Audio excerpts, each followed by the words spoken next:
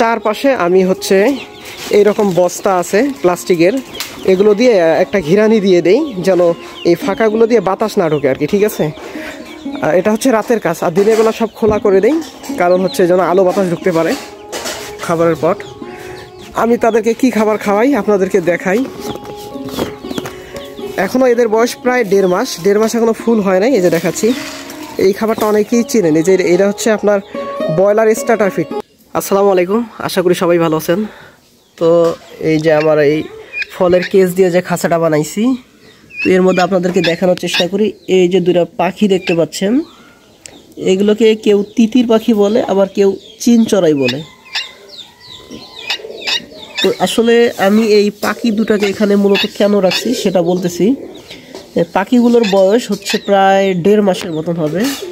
দেখেন 1.5 মাসের মধ্যেই তারা মাশাআল্লাহ কতটা বড় হয়েছে।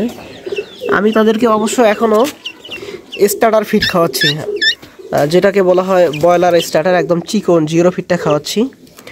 আর এই যে এটা হচ্ছে আমার মুরগির ঘর, এটা আমি নিজেই তৈরি করছি। তো পাখিগুলো সেখানেই ছিল, সেখান থেকে এখানে নিয়ে আসার একটাই উদ্দেশ্য। তো আমি আজকে খেয়াল করলাম যে পাখিগুলো তাদের পায়ের মধ্যে, একসঙ্গে মুরগি আর পাখি রাখছিলাম, তো তাদের পায়ের মধ্যে যে ছোট ছোট নখগুলো আছে আপনাদেরকে দেখাই। এই নখগুলোর মধ্যে তাদের মুরগির বা তাদের যে বিষটা যেটা আছে বলেন বা পায়খানা বলেন, সেটা লাইগা রয়েছে। তো লেগে থাকার কারণে যে সমস্যাটা হয়েছে সেটা হইল তাদের পায়ের যে নখগুলো আছে, এই যে নখগুলা, এই নখগুলো একদম নষ্ট হয়ে যাওয়ার মতো হইতেছিল, মানে নখটা একদম পায়খানা দিয়ে মোড়ায় যাইতেছিল।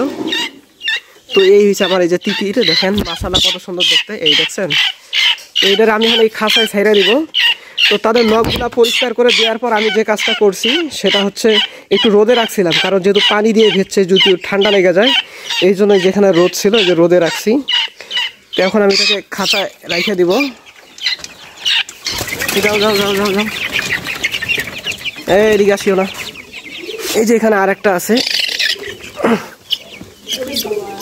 এই দেখেন, এই যে একটা, এটা ডাকগুলা শুনতে কিন্তু মাশাআল্লাহ অনেক সুন্দর লাগে। এই যে দেখেন, এই যে দেখেন, এখানে আপনারা বেশ কিছু মুরগি দেখতে পাচ্ছেন। এই যে লাল যে মুরগিগুলো দেখতে পাচ্ছেন, এগুলো হচ্ছে একদম পিওর টাইগার মুরগির বাচ্চা। তো আমার এখানে টাইগার মুরগি আছে টোটালি 5 পিস। এই যে এখানে আছে 2 পিস, 1 পিস 2 পিস, এই যে 1 piece 3 piece 4 piece 5 piece, 5 piece tiger মুরগি। তো এই টাইগার মুরগিগুলো দেখেন মাশাআল্লাহ কত দ্রুত বড় হয়েছে এবং গ্রোথ রয়েছে। আপনারা অবশ্যই আমার খামারের জন্য দোয়া করবেন। দেখেন কত সুন্দর দেখতে। এগুলোর যে পশম এইরকম দেখতেছেন না, এগুলো পশম চেঞ্জ হয়ে যাবে ইনশাল্লাহ, এই জন্য পশমগুলো উস্কো খুস্কো। এই যে দেখেন, আর এই যে সাদা কালো যে মুরগিগুলো দেখতে পাচ্ছেন, এই যে এই যে একটা, এই যে এগুলো হচ্ছে মিশরীয় ফাউমি। এই বাচ্চাগুলো আমি 1 দিনের বাচ্চা নিয়েছিলাম।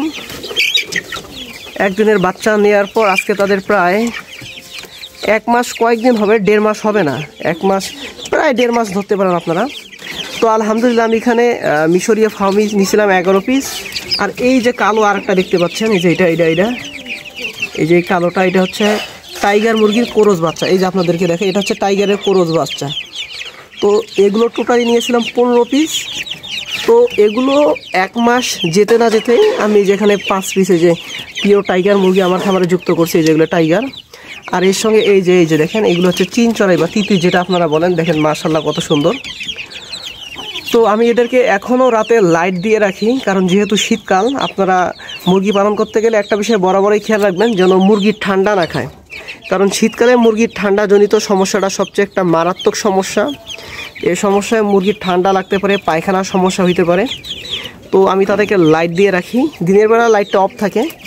এবং হচ্ছে এই যে আমার যে ছোট্ট ঘরটা দেখতে পাচ্ছেন, এই যে এই ঘরটা, এর চারপাশে আমি হচ্ছে এইরকম বস্তা আছে প্লাস্টিকের, এগুলো দিয়ে একটা ঘিরানি দিয়ে দেই যেন এই ফাঁকাগুলো দিয়ে বাতাস না ঢোকে আর কি, ঠিক আছে। এটা হচ্ছে রাতের কাজ, আর দিনের বেলা সব খোলা করে দেই, কারণ হচ্ছে যেন আলো বাতাস ঢুকতে পারে। তো আমি তাদেরকে খাবার দিছিলাম, আপাতত খাবারের পটটা একটু উঠায় রাখছি ভিডিও করার জন্য। এই যে এটা হচ্ছে তাদের পানির পট, এটা খাবারের পট, এটাও খাবারের পট। আমি তাদেরকে কি খাবার খাওয়াই আপনাদেরকে দেখাই। এখনও এদের বয়স প্রায় 1.5 মাস, 1.5 মাস এখনও ফুল হয় নাই। এই যে দেখাচ্ছি, এই খাবারটা অনেকেই চিনেন। এই যে এটা হচ্ছে আপনার ব্রয়লার স্টার্টার ফিড নারিশ কোম্পানির। এই ফিডটা অনেক ভালো বলতে খুবই ভালো। আর এই যে এগুলো হচ্ছে আমার দেশি মুরগির বাচ্চা ফুটাইছে, আরও বেশ কিছু আমার দেশি মুরগি আছে ইনশাল্লাহ আমার খামারে। তো আমার সবচেয়ে বড় সার্থকতা কোথায় জানেন, যদিও আমি এখনও খামার করে স্যাটিসফাইড হইতে পারি নাই, তো আমার এখানে বড় সার্থকতা হচ্ছে এটাই যে আলহামদুলিল্লাহ আমি এখন পর্যন্ত যে কটা মুরগি প্রথম অবস্থায় শখ করে লাগাইছিলাম, মিশরীয় ফার্মি বলেন, তারপর হচ্ছে আপনাদের টাইগার মুরগি বলেন, তো আলহামদুলিল্লাহ আপনাদের দোয়া আশীর্বাদে আল্লাহ পাকের অশেষ রহমতে আমার প্রত্যেকটা মুরগি এখন পর্যন্ত সুস্থ আছে, একটিও মুরগিও মারা যায় নাই। আর আমার এখানে যে 2 পিস চিন চড়াই দেখলেন, আপনারা বলতে পারেন যে ভাইয়া 2 পিস কেন নিছেন? আসলে এই 2 পিস মূলত নেওয়া হয়েছে শখ করে। আমি যার কাছ থেকে নিয়েছিলাম এক বড় ভাই, উনি হচ্ছে নারিশ ফিডের ডিলার এবং উনি চিন চড়াই এবং হচ্ছে অন্য মুরগির বাচ্চাও দিয়ে থাকেন। টাইগার মুরগি ওনার কাছ থেকে নিয়েছিলাম।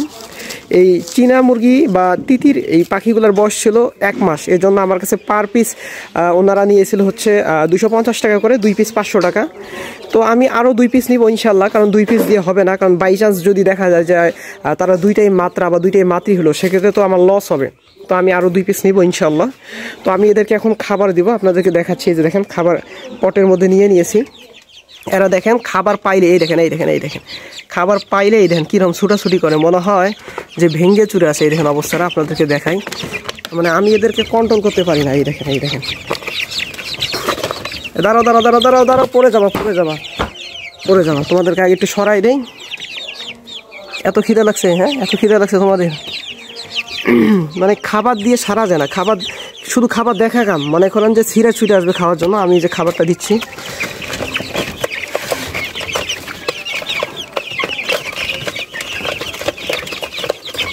এই দেখেন কীভাবে খাবার খাচ্ছে।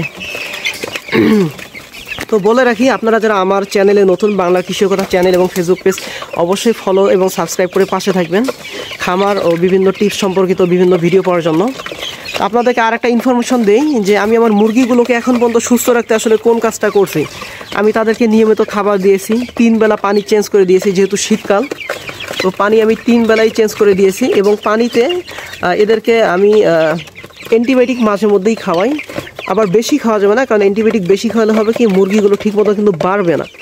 এজন্য আপনারা অ্যান্টিবায়োটিক দেখা যায় 10 দিন 15 দিন পর হচ্ছে একটানা 3 দিন করে যে কোনো অ্যান্টিবায়োটিক খাওয়াবেন, এবং ভিটামিনও খাওয়াইতে হবে। আমি এদেরকে মাঝে মধ্যে জিঙ্ক দেই এবং এনজাইম দিয়েছিলাম হজম শক্তি বৃদ্ধির জন্য। তো সকলে সুস্থ থাকবেন, ভালো থাকবেন। আসসালামু আলাইকুম ওয়া রাহমাতুল্লাহ।